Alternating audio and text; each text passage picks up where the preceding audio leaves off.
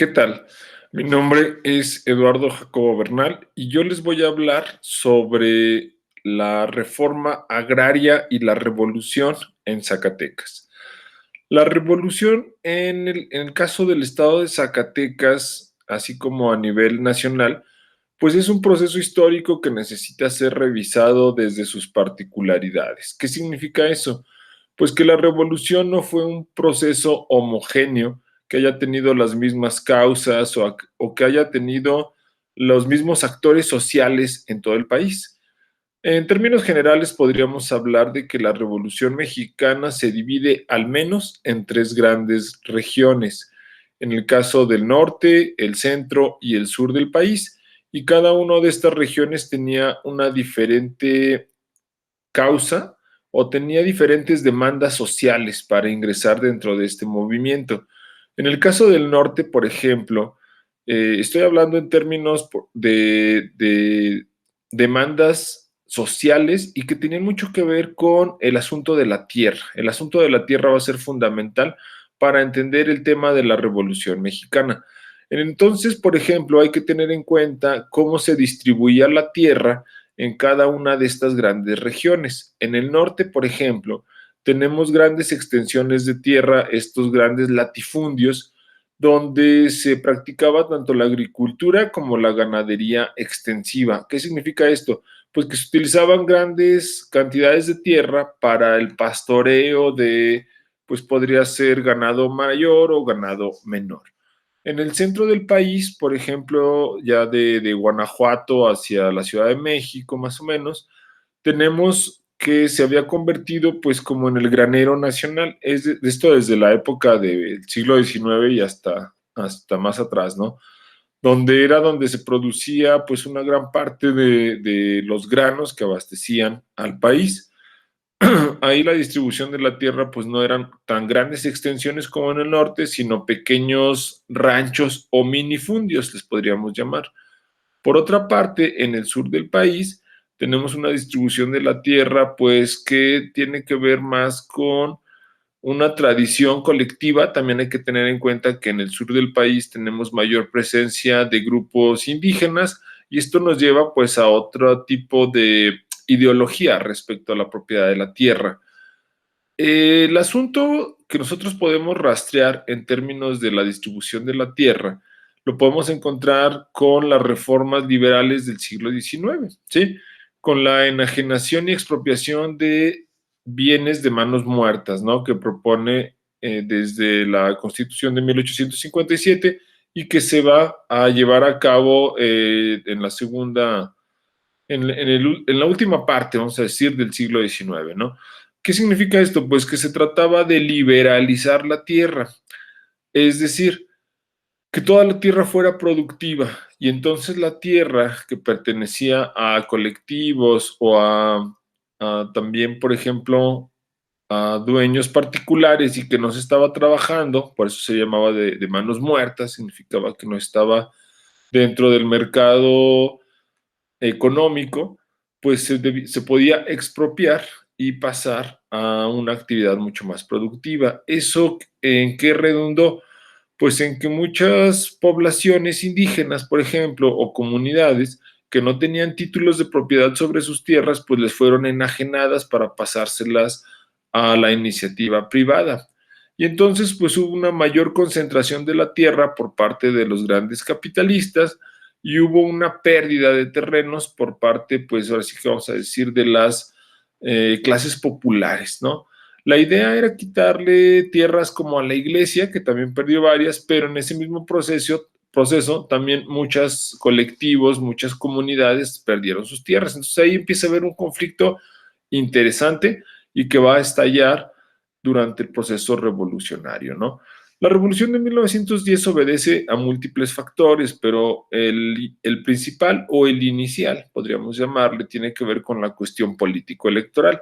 Es sabido, pues, que, por ejemplo, Porfirio Díaz había estado gobernando de manera ininterrumpida desde 1884. Su primer periodo fue 1876, perdón, pero pues ya tenía mucho tiempo en el poder, ¿no? Solo lo cedió durante el primer cuatrienio, porque entonces recordemos que se gobernaba durante 4 años, a Manuel González, pero ya después, a partir de 1884, pues ya se mantuvo en el poder hasta 1910, ¿no? ¿Cuál era el problema con esto? Pues que no había una circularidad en los procesos electorales, es decir, que se habían estancado las clases en el poder. Y en el norte, donde hablábamos de estas grandes haciendas, donde escuchamos apellidos como los Terrazas en Chihuahua, que tenían grandes extensiones de tierra, pues se había nacido ya una clase media, una clase propietaria que económicamente estaba bien, que comerciaba con Estados Unidos y que también tenía ahora aspiraciones políticas, es decir, hablaba como de la alternancia política, decían, bueno, es que están las mismas personas en el poder desde 1880 y es hora de que haya una renovación. Sí, nosotros también queremos participar del juego político electoral. O sea, no solo somos empresarios, sino también nos preocupamos por este tipo de situaciones políticas. ¿Sí? Y Porfirio Díaz va a ser entrevistado por un reportero estadounidense de apellido Krillman, se llama esta la entrevista Krillman Díaz, y es muy famosa porque ahí Porfirio Díaz dice que él ha gobernado el país todos estos años porque México no estaba preparado para la democracia.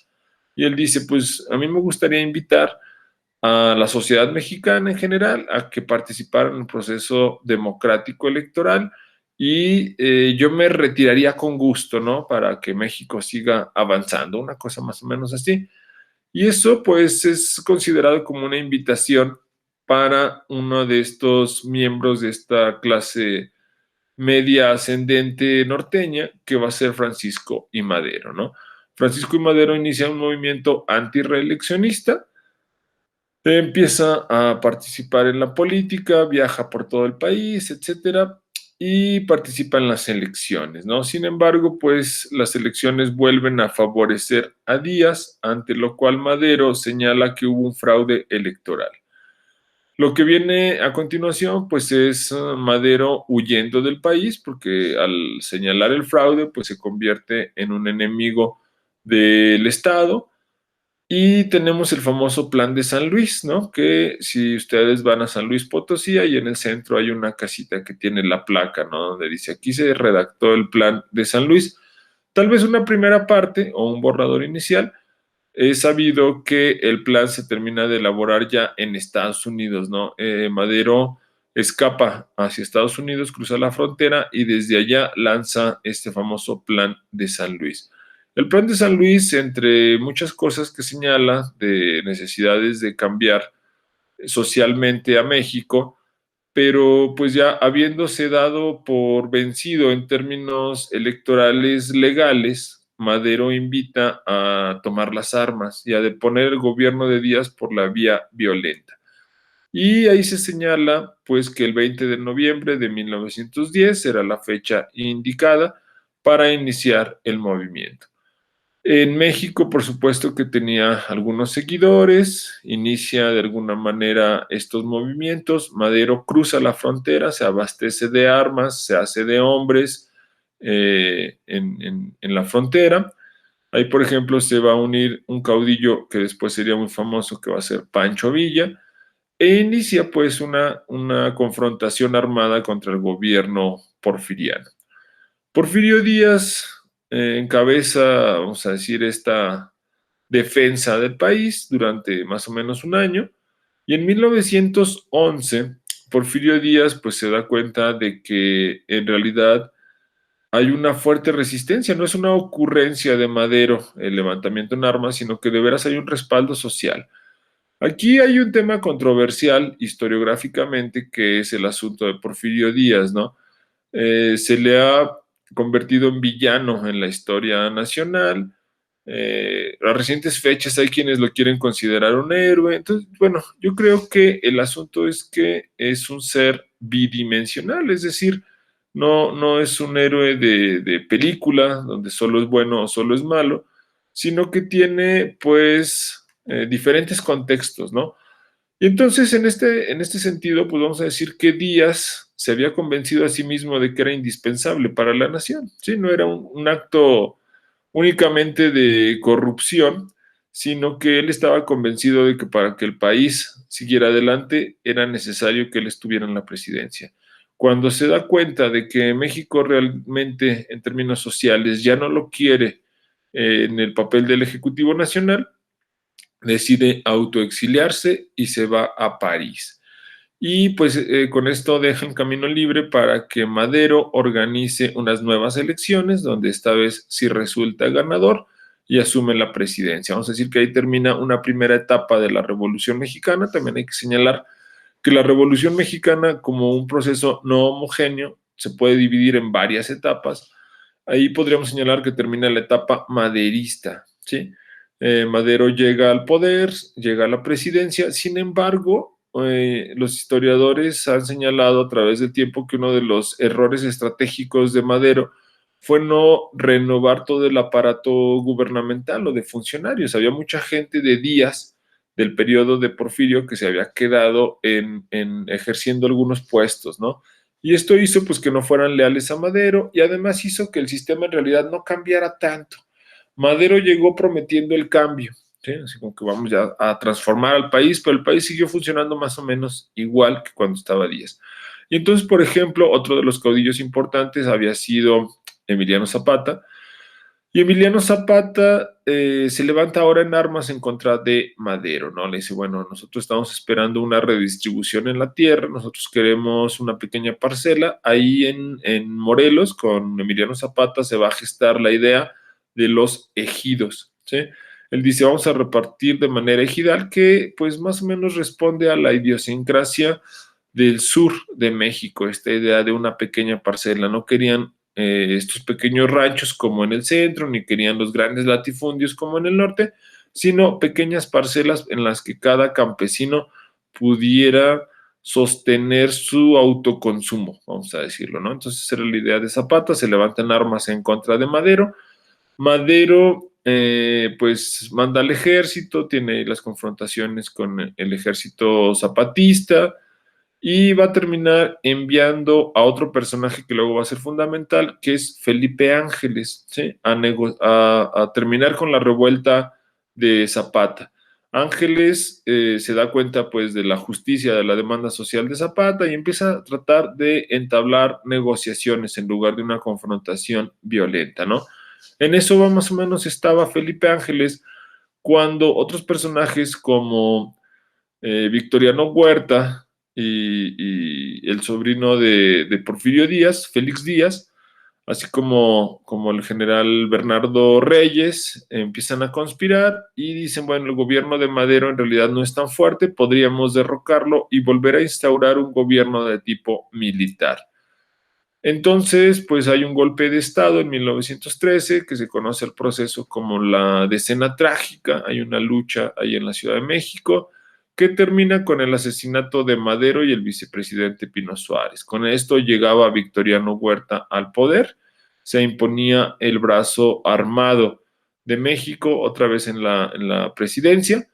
Y esto va a dar pie a una nueva etapa revolucionaria donde Venustiano Carranza se levanta en armas y ahora desde el norte, y él dice que se debe respetar la Constitución. Por eso a esta fase se le llama la Revolución Constitucionalista, ¿no? Donde Venustiano Carranza se llama a sí mismo el jefe, el primer jefe del ejército constitucionalista.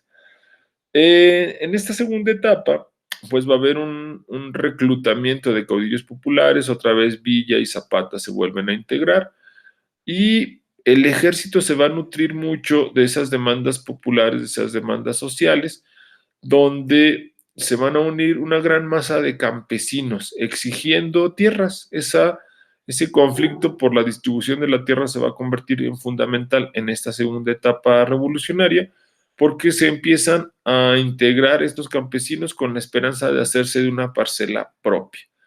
Y pues esta lucha, ya sabemos, va a tener los momentos militarmente hablando más importantes. Uno de ellos va a ser, por supuesto, la toma de Zacatecas en el 23 de junio de 1914, Llega el gobierno, perdón, llega el ejército revolucionario a Zacatecas y se enfrenta con el ejército federal, la famosa división del norte de Pancho Villa, la estratégica planeación que le da Felipe Ángeles y el triunfo de los revolucionarios. Es el 23 de junio de 1914 marca de alguna manera también el fin de una etapa, de esta etapa revolucionaria, porque hasta aquí los diferentes caudillos o líderes revolucionarios tenían un enemigo en común, que era Victoriano Huerta.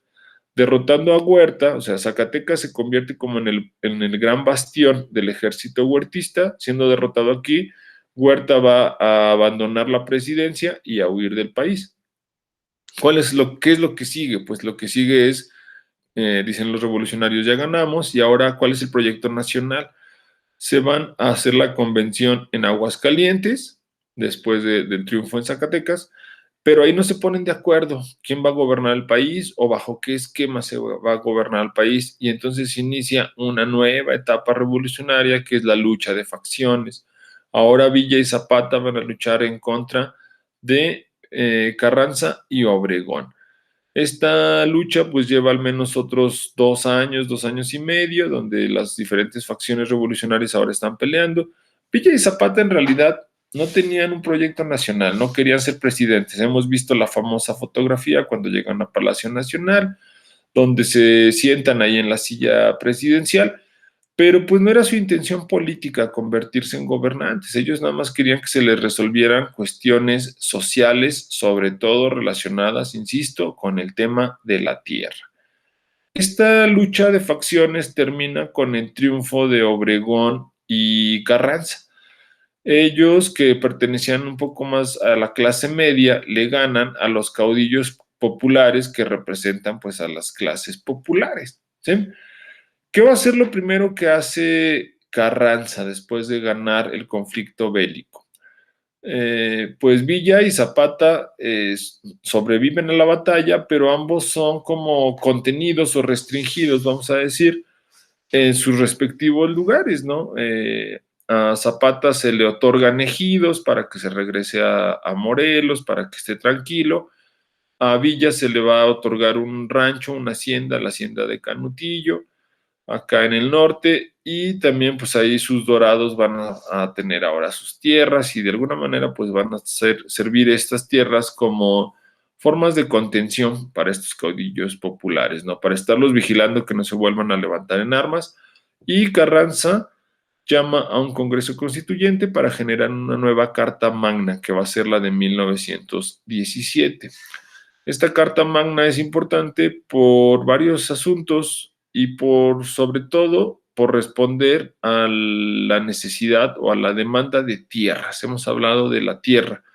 En el artículo 27 constitucional se habla de que la nación es el dueño original y esencial de las tierras y es el único que puede dividirlas, ¿no? Entonces aquí se va a ir gestando la idea de que el Estado puede repartir tierras entre los campesinos, y bajo esa promesa los campesinos también esperan la justicia de la revolución, que luego esa va a ser como una, un dicho o un lema de todo el país que dice, bueno, es que a ver si ya me hace justicia la revolución, ¿no?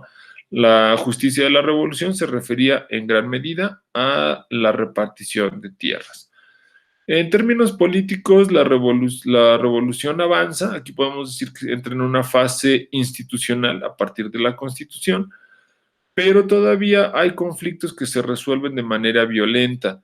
En 1920, Álvaro Obregón se levanta en armas en contra de Carranza, porque Carranza no lo designa como candidato presidencial.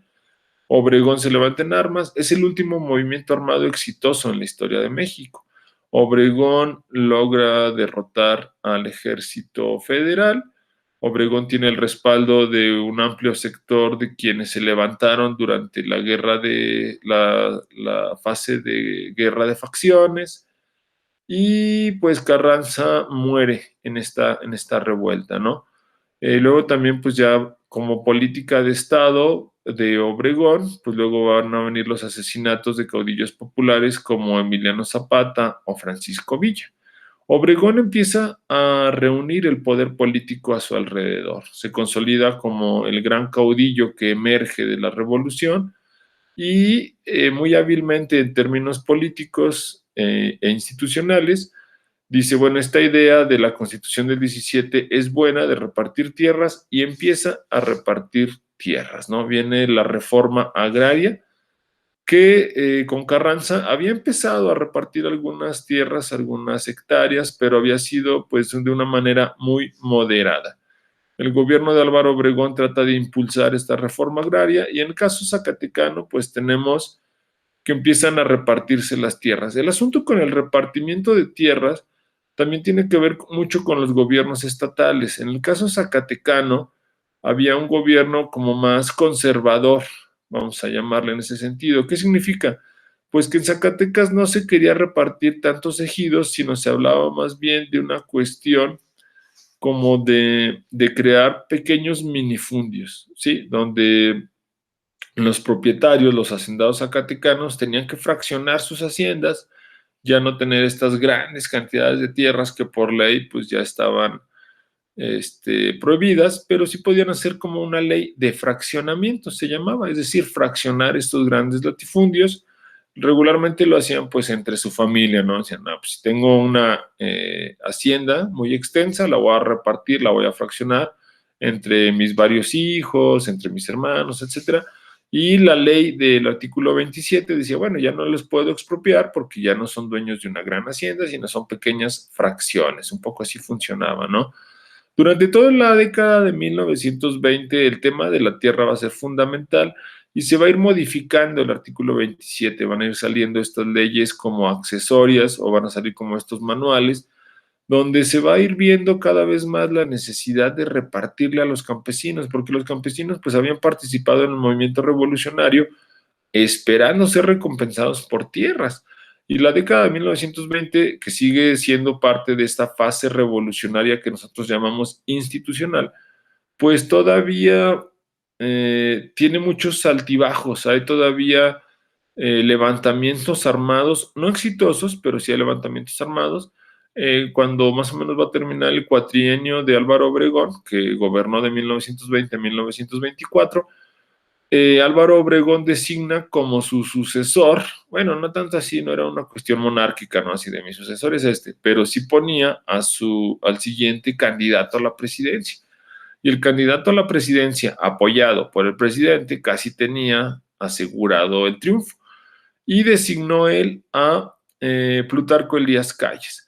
Y ahí el que se levantó en armas pues fue Adolfo de la Huerta, que era parte del grupo político de Calles y Obregón, y él esperaba ser designado como el candidato. No lo fue y se levanta en armas en esta revuelta de la huertista.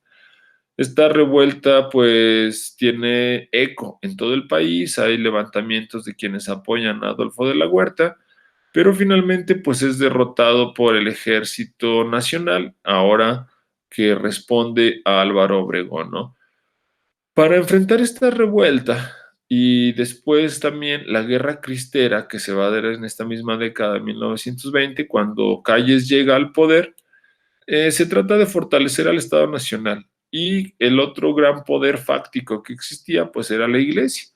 Y entonces Calles va a decir pues que la Iglesia debe supeditarse al Estado Nacional, que era más o menos lo que quería Calles. Y pues es que la Iglesia Católica responde a otro Estado, que es el Vaticano. La Iglesia en México debe responder al Estado mexicano. Entonces el Estado mexicano debe expedir los permisos, las licencias para ejercer el culto, es decir, como que se tienen que registrar ante el Estado Nacional y nosotros vamos a dar como una licencia, así literal, para oficiar, ¿sí? Y eso también tiene que ver con dineros, ¿sí? O sea, ¿cuánto dinero recibe la iglesia? Ah, pues ¿quiénes les vamos a cobrar impuestos? Pues el Estado Nacional. Y la iglesia dice, no, es que nosotros no respondemos a los estados particulares, sino respondemos directamente, somos una iglesia católica, apostólica y romana, ¿sí? Y entonces la propuesta de Calles es crear una iglesia mexicana, una iglesia católica mexicana, y eso les restaría autonomía a la iglesia, ¿no? Básicamente. La iglesia no está de acuerdo y empieza una huelga, así, bueno, pues no va a haber misas, no va a haber servicios religiosos, el pueblo mexicano, muy religioso para esta primer momento del siglo XX, pues se levanten armas, no en todo el país, pero sí en varias partes, sobre todo para el rumbo de Jalisco, en el caso de Zacatecas para los cañones, estados como Guanajuato, Michoacán, también hay levantamientos importantes, y empieza esta guerra cristera más o menos por ahí de 1926. ¿Quiénes luchan en contra de los cristeros? Pues los campesinos. O sea, finalmente el ejército federal no está tan fuerte o tan nutrido y se tiene que hacer con el apoyo de las clases populares y en este caso los campesinos. Los campesinos toman las armas y se enfrentan a los cristeros. Vamos a decir que es un enfrentamiento entre cristeros y los otros son llamados agraristas. ¿Por qué? Porque estos agraristas luchan, toman las armas en nombre del gobierno, otra vez con la esperanza de recibir tierras. Entonces, el asunto del artículo 27 se va haciendo cada vez más importante porque responderá a todas estas demandas de quienes luchan a favor del ejército nacional, a favor del gobierno, pues, ¿no? La guerra cristera se resuelve diplomáticamente, el Vaticano manda emisarios, el gobierno nacional dice, bueno, sí les vamos a dar cierta autonomía, pero también ustedes deben de responder al Estado Nacional, etcétera. Se logra ahí una intermediación. Obregón, mientras tanto, vuelve a lanzarse como candidato presidencial. Ya él ya había sido presidente de 1920 a 1924, pero dejando un periodo, es decir, de 1924 a 1928 había estado Calles, y entonces sí se podía reelegir, pero no de manera inmediata, es decir, tuvo que dejar pasar 4 años y ahora sí vuelve a ser candidato, vuelve a ganar Obregón, pero ya siendo candidato electo, es asesinado por un partidario de la iglesia. En realidad, Obregón fue una de las personas que más luchó porque se resolviera el conflicto cristero, pero pues muere dentro de esta situación, ¿no? Ha habido pues por ahí investigaciones que también señalan que Calles tuvo algo que ver para matar a Obregón. No es algo así súper comprobado, pero bueno, no es también tan descabellado, ¿no? Bueno, la situación es que Obregón pues es asesinado. Entonces Calles, que todavía es el presidente, dice, no, pues ¿qué hacemos? ¿Cómo le hacemos para mantener al país cohesionado y que no caigamos otra vez en un problema de ilegitimidad? Porque acuérdense que la revolución iniciada por Madero inicia con fines político-electorales. Lo que Madero quería, yo les decía hace un rato, es la alternancia política. Un conflicto que no se había resuelto en todo el siglo XIX, desde que México se conforma como país, es la transmisión pacífica del poder. Es decir, que pueda llegar otra persona a la presidencia sin tener que matar a nadie. ¿Sí? Durante el siglo XIX tuvimos muchos levantamientos armados, tuvimos las invasiones de Estados Unidos, de Francia, el Segundo Imperio, tuvimos la Guerra de 3 años entre conservadores y liberales, tuvimos el levantamiento armado de Porfirio Díaz que derroca a los liberales que eran de la camarilla de Benito Juárez, etcétera.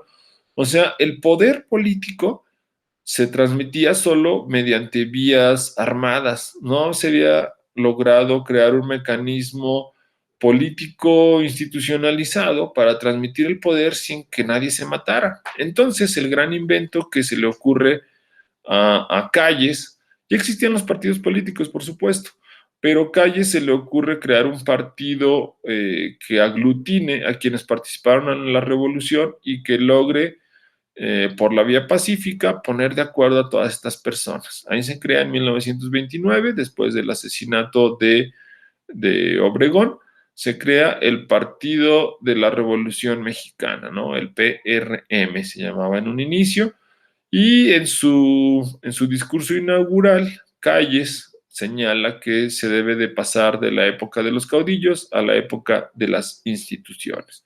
Entonces el partido va a empezar a resolver estas diferencias y la violencia va a ser cada vez como más individualizada. O sea, todavía había violencia, todavía hubo algunos asesinatos, pero ya no hubo guerras, ya no hubo levantamientos armados, sino que hubo como asesinatos muy específicos en la década de los 30 para transmitir el poder.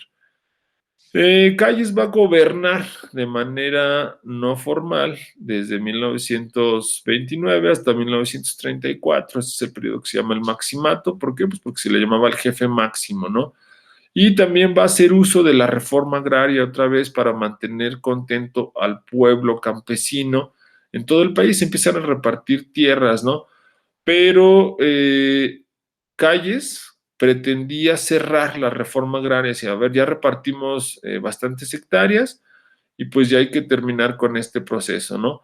Sin embargo, pues él va a designar como candidato presidencial a una figura muy relevante en términos de reforma agraria, que va a ser el general Lázaro Cárdenas. Lázaro Cárdenas va a ser el primero que gobierne durante un sexenio, el primer sexenio en la historia del país es el de Cárdenas de 1934 a 1940.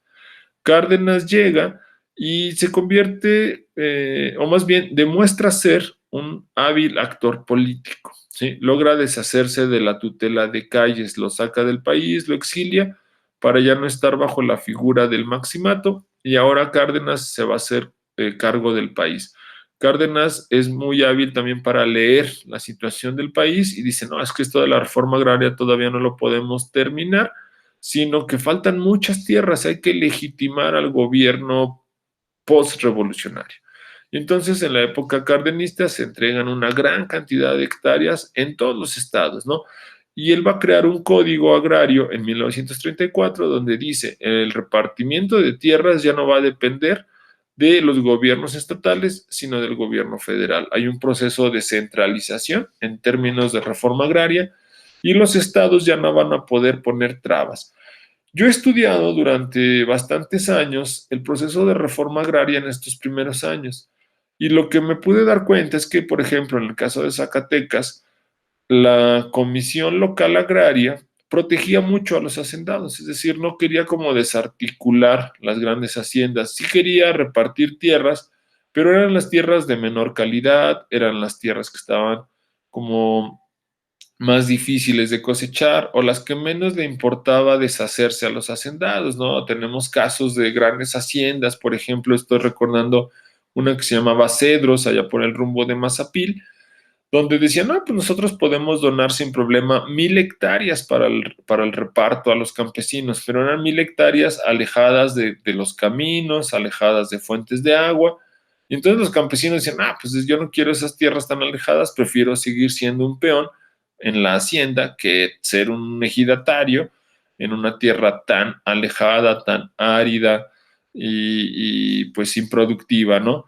Entonces la Comisión Local Agraria pues se veía supeditada a los intereses de los hacendados locales, pero cuando Cárdenas transforma el Código Agrario y dice, a ver, Comisión Local, te vamos a apoyar desde la Comisión Nacional Agraria y ahora los problemas se van a resolver en términos en una jurisdicción federal, pues los hacendados zacatecanos ya no pueden oponer mucha resistencia, ¿no?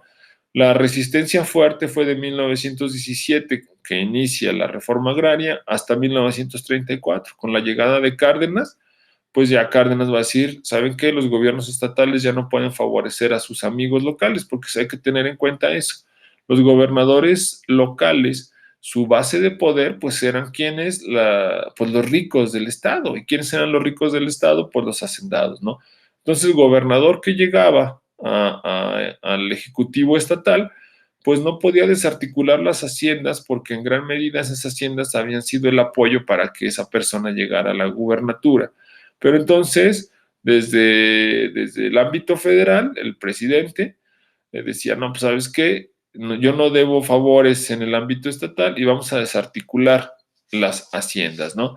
Y las haciendas, la mayoría de las haciendas zacatecanas son desintegradas ya en este periodo cardenista, se entregan ejidos en prácticamente todos los municipios y es un proceso que se replica en todo el país, ¿no? Tenemos una gran cantidad de hectáreas entregadas, se convierte como en la época dorada del de el agrarismo en México, ¿no? Y se sigue recordando a Lázaro Cárdenas como el gran benefactor de los campesinos. Esto de alguna manera pues le va a dar legitimidad al gobierno postrevolucionario y específicamente al partido en el poder, que luego se transforma de ser el PRM, se convierte en el PRI, ¿no? Ya en 1946 va a cambiar de nombre.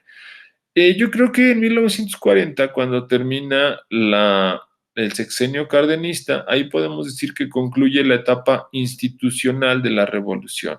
Hay mucha, no polémica, pero sí diferentes concepciones acerca de cuándo termina la revolución. Si se fijan, pues nosotros festejamos el inicio de la revolución, el 20 de noviembre de 1910, pero cuando hablamos del final de la revolución, pues hay mucha confusión, ¿no? Hay gente que dice, no, pues que terminó en 1917 con la Constitución, o terminó en 1920 con el último gran levantamiento armado de Obregón, o termina en 1929 con la creación del partido, o termina, en este caso yo señalo como fecha tentativa, en 1940, ¿sí?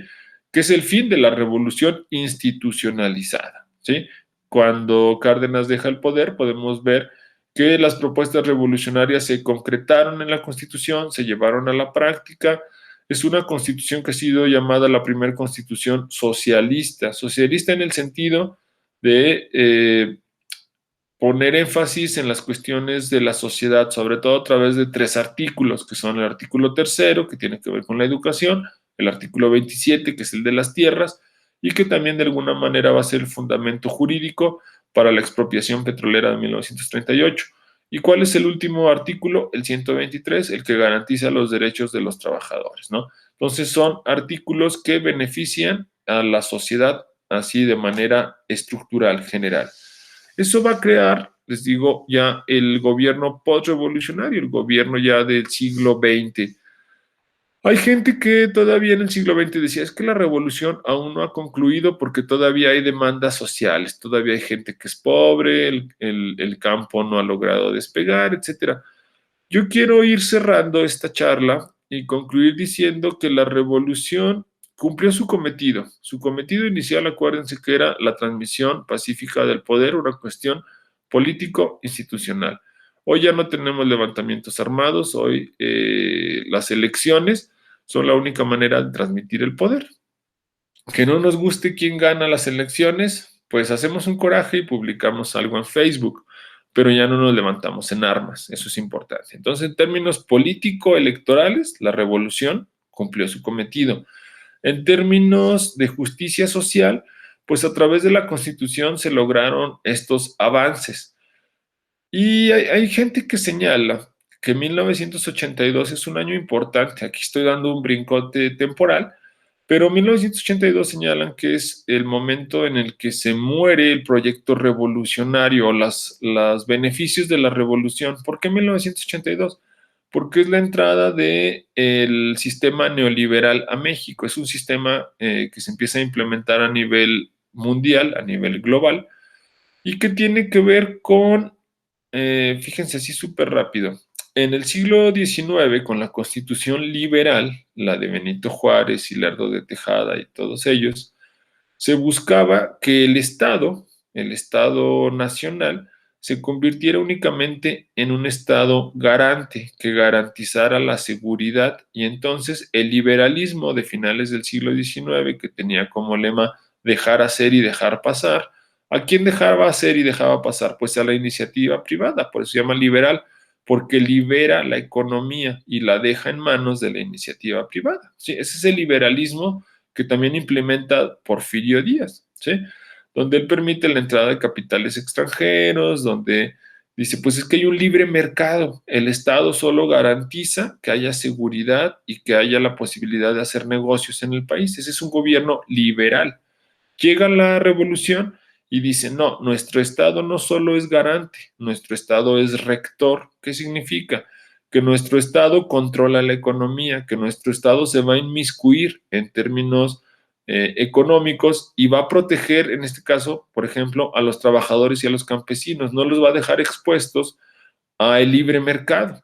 El Estado va a regular la jornada laboral, solo va a ser de 8 horas, van a tener derecho a crear sindicatos, van a tener derecho a días de descanso, van a tener el derecho a la huelga, van a tener todos estos derechos, ¿sí? que durante la época de Porfirio Díaz no tenían los trabajadores. Recordemos pues ahí situaciones como Río Blanco o Cananea, ¿sí?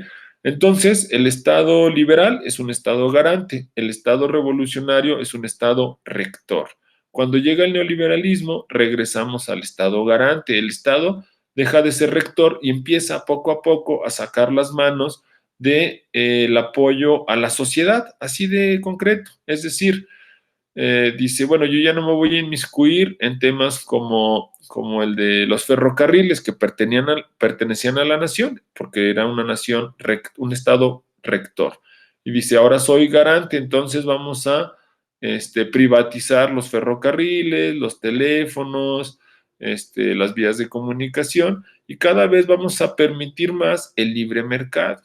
Y esto pues se va dando de a poco. En términos de la tierra, el gobierno de Salinas de Gortari, ya en 1992, Gortari gobierna del 88 al 94, pero en el 92 hay una reforma en términos de la tierra, otra vez la tierra, donde Salinas de Gortari dice, bueno, es que los ejidos son propiedades colectivas, un ejidatario no puede vender su parcela porque pertenece a la nación. Acuérdense que habíamos dicho que en el artículo 27 se señala que la tierra pertenece a la nación y la da como en préstamo a los ejidatarios. Dice, tú la puedes sembrar, pero con el consentimiento de la asamblea ejidal. La asamblea ejidal es un organismo bien interesante de estudiar y que funciona como cohesión de las comunidades rurales en todo el siglo XX.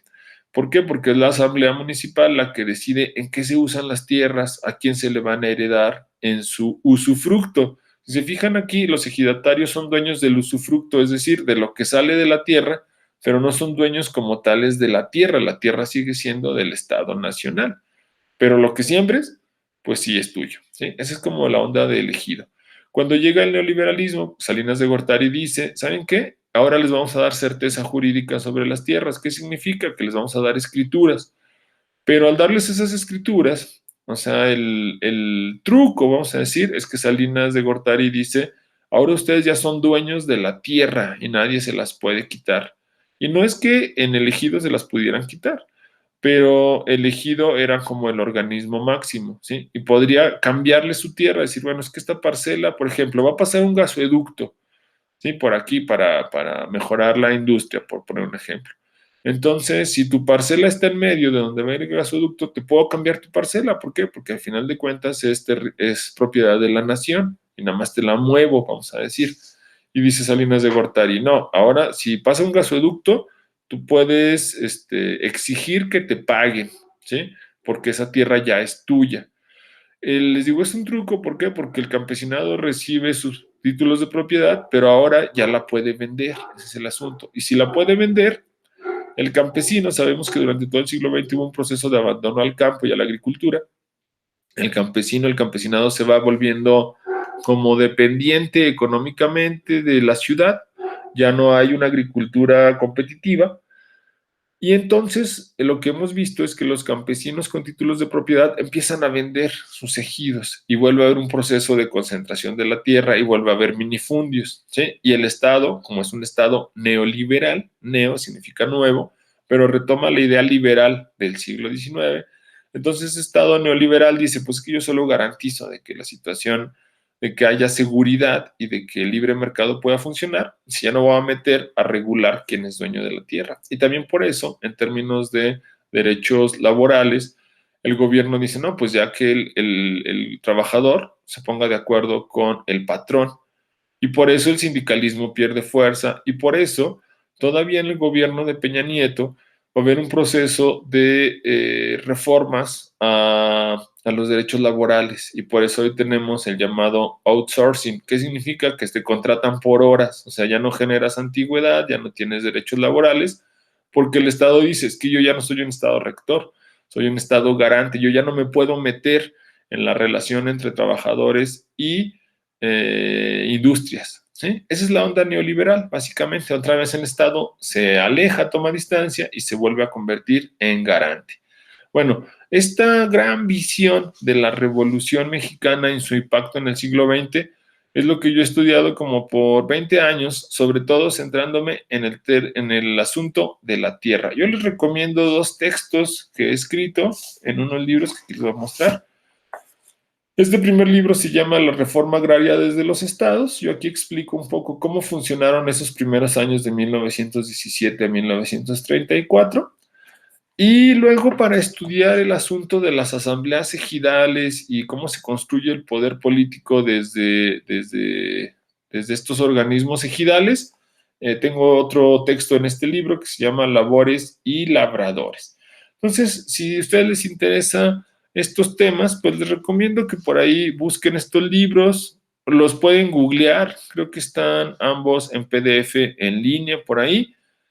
Y pues ojalá les haya dado una visión, aunque sea así panorámica, de la revolución, de la reforma agraria y de estas cuestiones sociopolíticas en el caso de México y pues así un poquito más en particular en Zacatecas, ¿no? Es un tema muy amplio, tiene muchas aristas, tiene muchas causalidades, pero pues es muy interesante de estudiar porque explica mucho de cómo nos encontramos en el presente, que yo siempre he dicho que la idea de estudiar la historia no solo es conocer el pasado, sino comprender el presente.